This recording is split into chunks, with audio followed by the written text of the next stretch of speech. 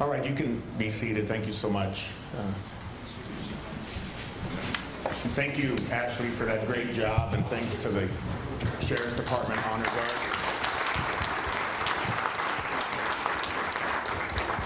Again, welcome to El Paso. I'm sure you've noticed what a beautiful city and beautiful people we have here. Unfortunately, we do have a little wind, and it might get a little dusty. It gets a little dusty. Shouldn't be too bad, hopefully. But other than that, we hope you enjoy your stay here in El Paso. And we are honored to be able to help host this event. Thank you to Clint, the executive director, and Amanda, the executive assistant, for putting this on. Chief Bobby Flores for all his help, and his staff that helped, and Chris and your staff, thank you so much.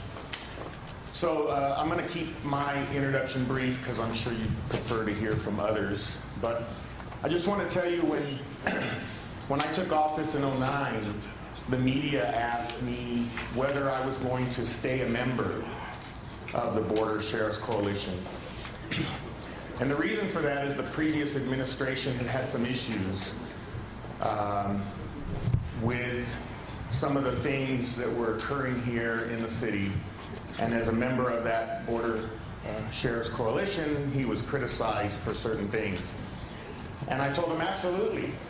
I think it's really important that people understand that living in a border community is very unique, and the challenges we face are unlike any other sheriffs in the United States. And having the ability to work in a coalition where we can network and address issues that affect us is very important. So thank you, sheriffs, for the work that you do here along the border. I know it's very demanding, but I know we all have the best interests of our community in mind, and that's keeping our communities safe. And I know it's not easy, so thank you so much for everything that you do.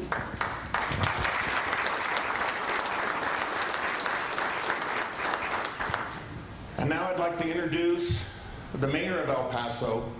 Mayor Oscar Leeser assumed office January 5th, 21. His current term ends January 7th, 2025. He previously served as mayor from 2013 to 2017. He returned to run for mayor again, winning the election with 80% of the votes. He was born in Chihuahua, Mexico, arrived in El Paso with his family at 9 years old, speaking no English. He's now the owner and operator of the largest Hispanic Hyundai dealership in the nation. That's because I bought a few cars from him. That's the only reason he went over the hump there, right? Yeah, okay. And is serving in one of the most diverse and progressive international border regions in the world. He believes in leading with integrity, transparency, fiscal responsibility, and a no-nonsense business approach to management. Please join me in welcoming Mayor Oscar Leeser.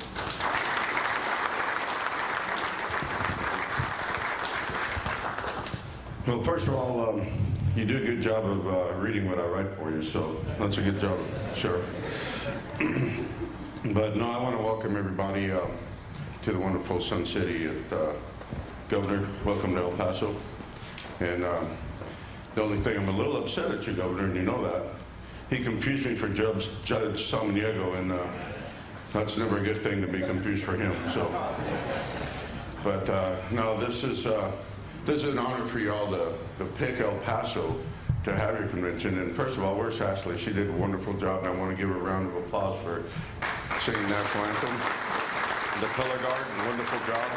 Thank you. And you know, it's always a great opportunity for us to showcase our wonderful and beautiful city. And El Paso has become and has been one of the safest cities in America. And why has it become one of the safest cities in America? Because we have great cooperation between the Sheriff's Department, the Police Department, Border Protection, every FBI, every agency in the community. We've learned to work together. We had the tragedy of August 3rd. We were the worst city in the nation with COVID, but yet we were able to work together and become the first city in Texas to reach herd immunity. We were the first city in Texas to continue to overcome the COVID-19. But you know, you talk about, why are we talking about COVID-19? What are we talking about? Why we were the first city? Because we didn't do it, the city, the elected officials, by ourselves. We had the fire department, we had the sheriff's department, we had everybody together to be able to work together to overcome such a tragedy. And so it's a great honor that Sheriff Wiles invited me to come say hi to y'all, and invited you and to welcome you to a great city, because this city is who we are today because of the cooperation and how we work together as one. We can always work together as one individual and never get anything accomplished, and I think we've seen that over the years as we had our issues. But Sheriff, I want to thank you for your men and women that are part of the city of El Paso, the police, the fire, all the agencies together that's made El Paso one of the safest cities in America. And for y'all to be here, I hope you've enjoyed the downtown. I hope you've enjoyed the city. And you know, Sheriff, I can tell you one thing, that, you know, we all work together. And I've been in office the first term for 4 years, and unfortunately I had some health issues and I had to sit out. Now I'm the second time, and you invite me to see here. And I finally get to see what a real sheriff looks like. You got to wear a cowboy hat. And I didn't realize, and I was a little confused when I looked. I said, there's no sheriffs here, and then I realized that's what a real sheriff looks like. So I'm very honored to be able to see that. And you guys back there and over here, next time we have a meeting, I want you to take notes how we're supposed to be dressing. So I want to again thank you. I'm very humbled to have the opportunity to speak in front of you. And again, if you need anything, and while you're here for your stay, I want you to call Judge Salmego. So thank you again for being here. Thank you for giving us your presence in our wonderful city. And again, anything you need, we're here for you. And may God bless every one of you. Thank you, Oscar. I appreciate your comments. I can't find a hat that fits. That's the problem. But I'll give you some pointers on how a mayor is supposed to dress later. We'll take care of that. Like this. All right, next I'd like to introduce our El Paso County Judge. Ricardo Salmego was sworn in as the county judge January 1st, 2019. Born and raised in El Paso, a proud graduate of Thomas Jefferson High School, recently named the 2019-2020 Outstanding X. Has 3 graduate degrees from the University of Texas at El Paso and New Mexico State University, which includes a master's degree in international economics and public policy from the University of Notre Dame. Prior to taking public office, he worked both in the private and public sector, has a professional background, all-encompassing as he has experience in human resources, and as a teacher. He takes pride in his family roots, as they have a long record of public service to El Paso, the community they all love and call home. He's committed to working on initiatives related to mental health, veteran services, county infrastructure, economic development, and most importantly, community outreach. Please join me in welcoming our El Paso County Judge, Ricardo Salmego.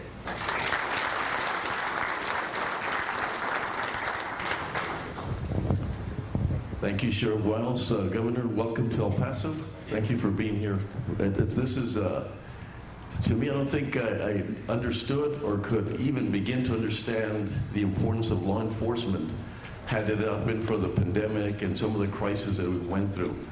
Just knowing that our sheriffs, unbelievable, our sheriffs, our constables, you know, just knowing how in tune they were to helping us out. You know, I started my career in the political world. We lost a sheriff, and I never, because of this occasion, I think we still have to honor Pete Herrera. We have not had any sheriff killed like that in 40, 50 years. And Pete Herrera was murdered in March. I had just started, and the camaraderie, not only from El Paso but from every organization, was just it just taught me about how people work together and get together. The sheriffs came together. I've never seen anything like that happen. They gathered around the family, the husband, the dad and the father at a moment that was so important. So I've gotten to know a little bit more about law enforcement, first responders, and how important it is. You know, the sheriff said something very important, and that is that the border is very unique, extremely unique. And so we have to look at it from that perspective as to what does it mean to be on the border, the dynamics, the synergisms, the symbiotic relationship we have across the border and all around through the whole border, not only here, but all the way from California, Arizona, all of the, New Mexico, and of course, Texas.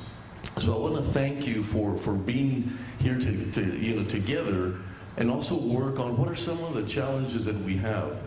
The pandemic is, we're trying to get out of the pandemic, but there's so many post-pandemic challenges that we have that we cannot forget that. We cannot forget that here in El Paso, we had so many people die. We went over 3,400 people died, and with underlying conditions. So we have a lot of challenges, but I feel extremely comfortable that the sheriffs, all of you here today, are going to be part of this. What do we do going out, having appreciation for life, and really understanding what needs to happen. I want to reiterate that being the safest city has a lot to do with the relationship that we have with each other. It's been almost 3.5 years that the bishop and myself have been meeting with all the immigration agencies, we have law enforcement, and we have this discussion as to how do we handle any situation that comes up. We now are meeting almost, once a week plus this other Friday meeting because we have to address Title 42 and what it means to our community. And we're trying to do everything to anticipate that we are able to understand what we need to do. We have a tremendous relationship with Juarez. And so by working with Juarez, it allows us to have their support, having people at shelters across the border, being able to address situations on the other border as they're coming through. So once again, I know it's going to be a challenge. I know things are going to, are coming at us pretty quickly. But like I said, thank you for being here today. I really hope that you get to meet the people of El Paso. When we have companies that come to work here in El Paso, or not want to work here, but want to start their business, like Amazon, TJX, all of these companies, the first thing they tell us is they're astonished at the people that live here in El Paso. So I hope you feel the same. I hope you spend some good time here in our county and our city. And I hope you go back as ambassadors. This is a very giving humanitarian community, and I think we need the respect for that. And so I hope you come back. I hope that you do tell other people how you were treated here in El Paso, and I know you'll be received extremely kindly and generously. So once again, welcome to El Paso. Enjoy our beautiful city and county, and just have a great, productive conference these few days. Thank you.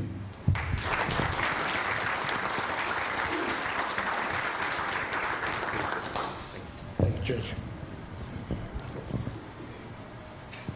Without any more to do, it's my honor and privilege to introduce a man that to you that everyone in this room has watched the news, has seen and know about. It is my honor and privilege, everyone, to the great state of Texas, our Governor, Greg Abbott.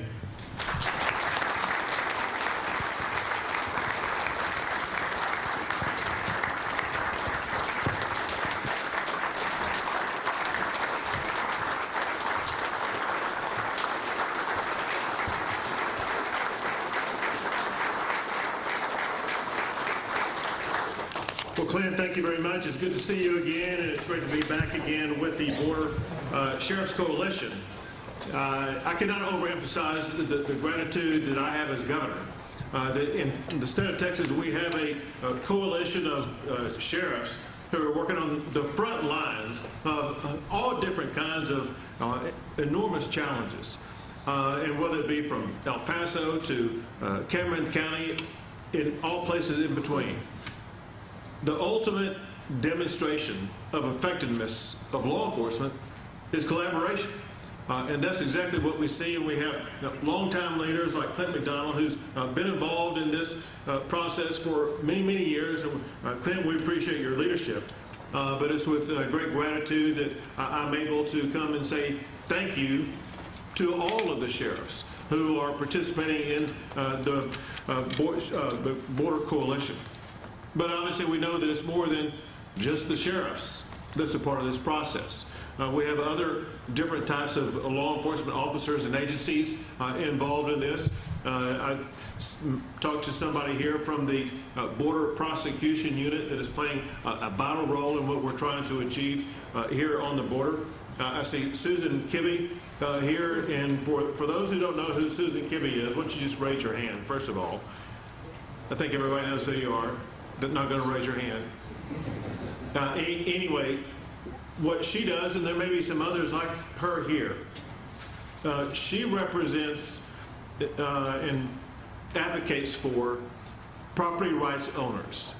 And I don't know the extent to which property rights owners are suffering in El Paso the same way they are in Eagle Pass, the same way they are in Uvalde, the same way they are in Maverick County and some other places up and down the border.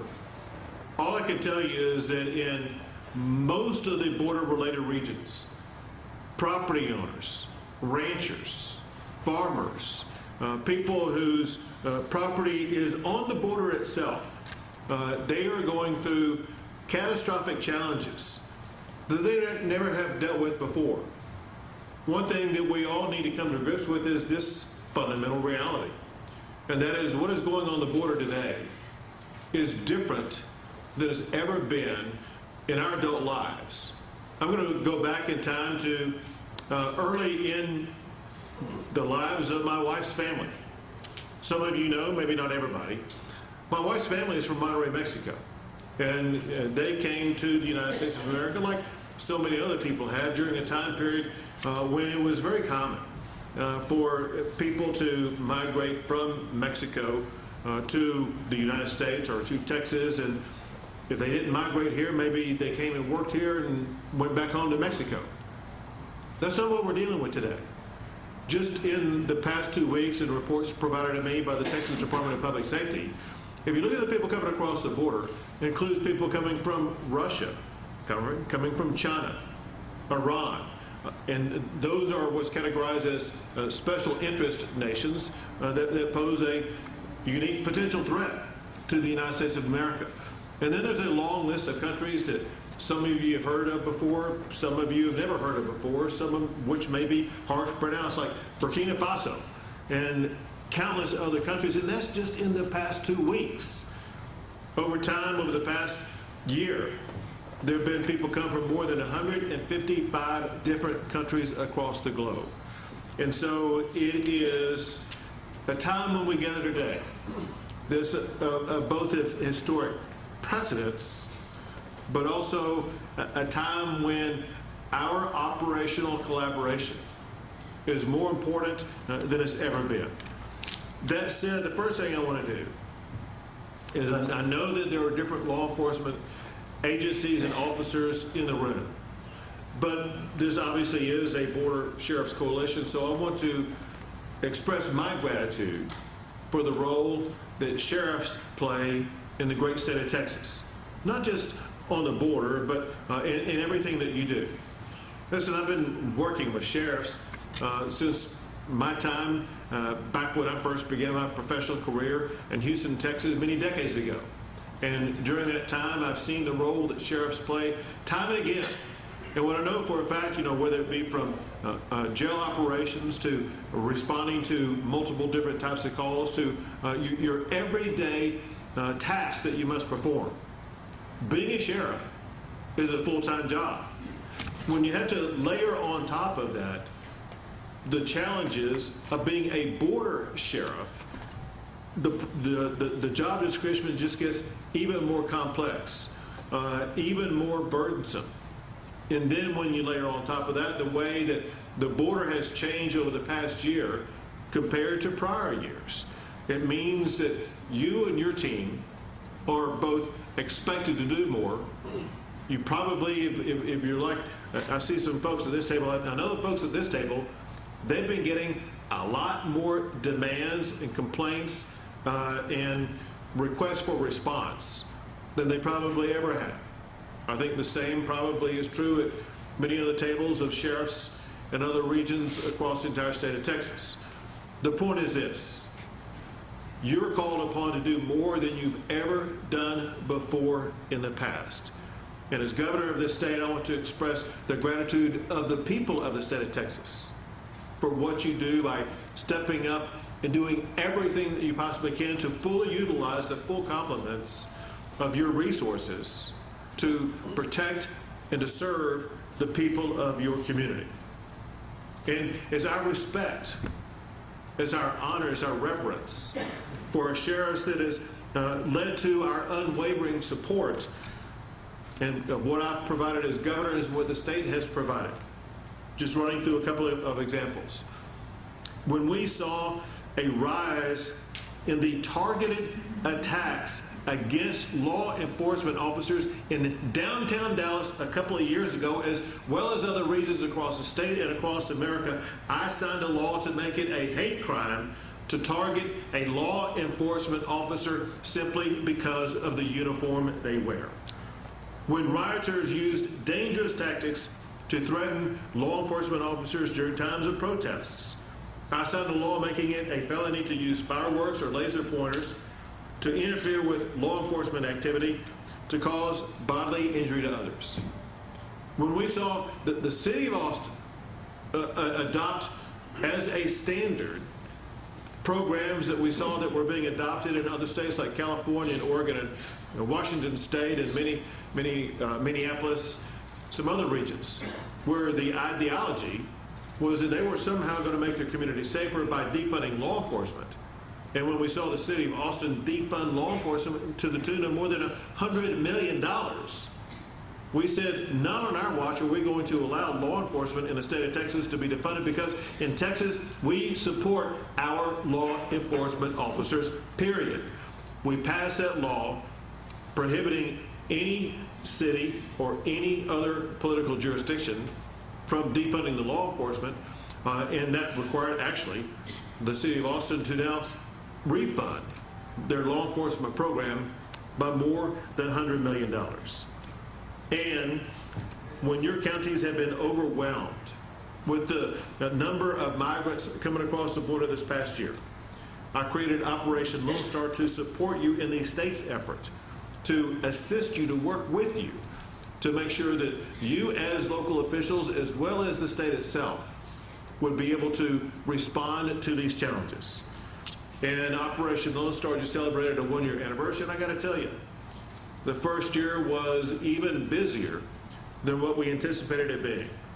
One thing, just speaking for the Operation Lone Star program itself, among other things, what they did, they have seized more fentanyl coming across the border than is enough to kill every man, woman, and child in Texas and California and New York and Illinois and Florida combined.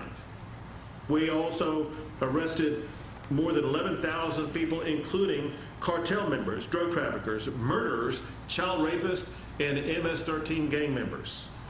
These are people that somehow had evaded Border Patrol as they came across the border. These are people without Operation Lone Star would have been able to permeate across the state of Texas and maybe across the United States of America, and who knows the havoc they could have wreaked on communities and the ways in which they could have endangered the lives of the people of the state of Texas. That is one reason why Operation Lone Star is so critically important. And then on top of that, as you all know, one thing that Texas is doing is we are working in several regions where Texas is building its own border wall. Now, all that said, that brings us up to where we are today. Where we are today, however, is nothing compared to what we're going to be seeing in about a month from today. What we're going to be seeing, based upon the prognostications of the Biden administration itself, is going to be cataclysmic in what happens in border-related regions. I'm sure y'all have seen these numbers that, about the prognostications by Biden's Department of Homeland Security. They're saying that with Title 42 expulsions ending, to expect about 18,000 people coming across the border every single day. If you just do the mathematical calculation and assuming that that is going to be happening every day for an entire year, over the next coming year, beginning in May when the Title 42 expulsions end, until the following May, that would mean that more than 6 million people would be coming across the border. Let's assume, just hypothetically, however, it's not going to be that level of prognostication. Let's assume it's only going to be half that much. That would mean more than 3 million people coming across the border in just 1 year. To put that in context, that would be more than double the number of residents of El Paso. It would be larger than Texas' largest city, Houston, Texas, coming across the border in just 1 year. And it is going to completely overwhelm law enforcement capabilities in all of these communities, but especially in the smaller populated communities where the law enforcement officers numerically are not going to be able to keep up with the level of activity that's taking place on the ground. It's going to lead to extraordinary demands on health services, on community services, on the functionality of every single county, especially in the border region, but candidly across the state of Texas. Because of the high volume of people coming into the state of Texas, I think that communities are not prepared for it. It was great to hear, I think it was the county judge talking about how you have been in meetings already, working with other officials, talking about getting ready for what's going to happen in Title 42. And I think whatever is anticipated, whatever calculations are made, whatever response strategies are put into place, it probably is not going to be enough to deal with the volume of people who are coming across the border. I want you to know that what we as a state are doing, we are going through all of that same analysis, with the bottom line priority being this, and that we want to be there to assist you, the Border Sheriff's Coalition, to work with you in helping you in your county respond to the challenges that you face. But I cannot overemphasize this, and that is the time to prepare is now. If you wait until May, may be too late. If you wait until May 23rd, which is supposedly the day when the Title 42 expulsions are going to be ending, I can guarantee you it's going to be too late, because you're going to be completely overwhelmed. Well, the state of Texas has already announced some steps and have taken some steps as we begin this process of getting ready. Let me run through some of these and explain to you in greater detail about what is going on, especially with regard to this first one. The first one is you have heard something that we announced last week, and that is we will be using buses to move migrants from the border region to Washington, D.C. or other places. Let me tell you what brought about this, how this program works, and the availability for you and your communities. I was on that day earlier in Uvalde, and I was visiting with some sheriffs in that region, as well as county judges, as well as mayors. And they were talking about a new phenomenon that they were dealing with that had not been happening before. You all know the process about the way that it's supposed to work, the way that it typically works, and that is the Border Patrol will apprehend somebody who's come across the border illegally, and they will process them, and then they will send them to the next location, which should be some either detention facility or some movement to where they're going to transfer them elsewhere in the United States, with the responsibility for them to be in touch with ICE and other federal authorities as required by law. But what had begun to happen in Uvalde and some other places is that after the Border Patrol had processed the people who'd come across the border illegally, they were put on buses and then just dropped off in large numbers in small communities like Uvalde that have no infrastructure, no capability of dealing with this extraordinary high volume of people. And they didn't know what to do. And so they themselves made the decision, not just Uvalde, but others, to put people on buses and move them to San Antonio. Well, I'm sure San Antonio was very happy about that. But the fact of the matter is that we should not be reshuffling the deck of the people who are being brought here, especially knowing what we do know about the extraordinary volume of people who will be coming across the border, which is multiples of what are coming across the border right now. And so to be prepared for that, we wanted to make sure that we would have available to all local officials the ability to transport people away from your communities where you are incapable of responding to the high demand for resources and support, as well as to assist you with regard to public safety in your communities. So what we have done is we speak today. We have buses available in every region, where in any county, wherever you may be, either there's a bus there already or we can get you a bus in an hour to make sure that if Border Patrol drops people off in your county, you will be able to work with the state to transport those people out of your county to a location where they will be immediately connected with either Border Patrol officials or ICE officials or other appropriate federal authorities. And to make sure that this is going to be done, we have the buses available for you already. All you got to do is call it. There are many people here who know the name Nim Kidd. Nim Kidd is the chief of the Texas Division of Emergency Management. He's the one who organizes efforts like this whenever we may have a hurricane or something like that. If you need a bus, all you got to do is call Nim Kidd, and Chief Nim Kidd will have a bus available for you.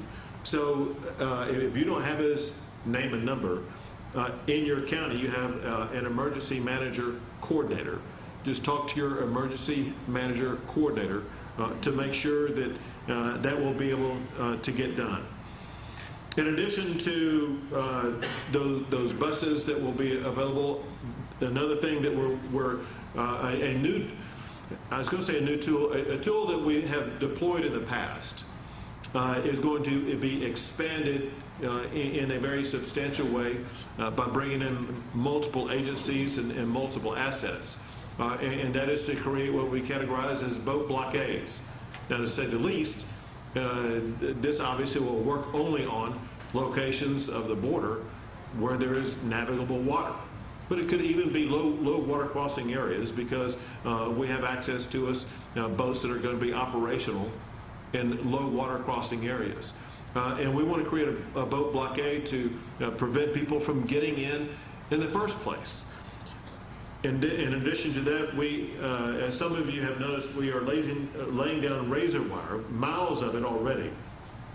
The reasons, again, for this are these. For one, it costs little, it's easy to deploy, but also serves as a deterrent of people crossing and coming into your community. And then the last thing I'll tell you about this, and that is that these are just some of the strategies that the state is working on to deploy as we speak right now. Each county will have its own unique challenges. Each sheriff is going to have your own unique challenges. Texas has the flexibility and the capability to make sure that we can assist you in responding to whatever challenge you're dealing with. All we need is to maintain that high level of communication so that we can achieve the collaboration that you need. Bottom line would be this. And that is, if you just take a step back from the nuanced details of what we get involved in every single day, there is an enormous amount of respect that I have, that the state has, that the people of this state has for sheriffs, as well as this Border Sheriffs Coalition. And you know, this is really something unique in this day and age. This is a true bipartisan coalition, something that's rarely seen. It's like a chupacabra, it seems like these days. We are grateful for the 6 Democrat sheriffs who testified in favor of Operation Lone Star. We set aside partisan differences for the safety of our communities and the safety of our state.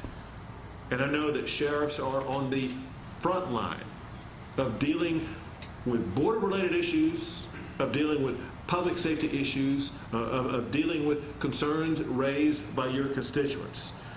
And as your challenges are going to just continue to grow and accelerate over the coming weeks and months, I just want you to know that the state of Texas is going to be there to assist you, to work with you, to support you every step of the way. So thank you for the collaboration that you provide in helping everybody secure the great state of Texas. You, the sheriffs, the people with the white hats, and the sheriff of El Paso.